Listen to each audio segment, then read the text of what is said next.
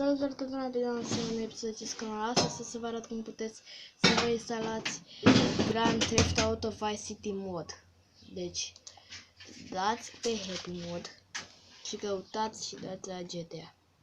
Orice GTA aveți voi, deci dăm pe GTA, San Andreas, Vice City, GTA 3, Real Gangster Crime, e și Grand Theft Auto The Manual, Liberty. Eu am ales pe Grand Theft Auto Vice City. Acum se instalează de-abia 33%. Să vedeți că o să aveți mai multe părți, nu doar una. Iau de partea 10-a, dar nu trebuie să vă instalați neapărat. Vedeți, acum mie mi se instala și partea aia. Mi se instalează toate părțile, simplu și ușor, nu este mare chestie.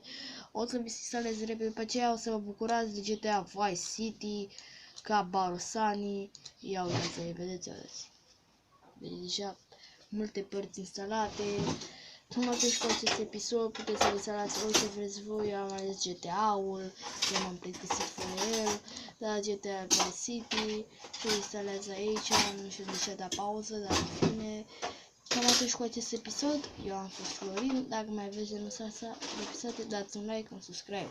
Pa, pa!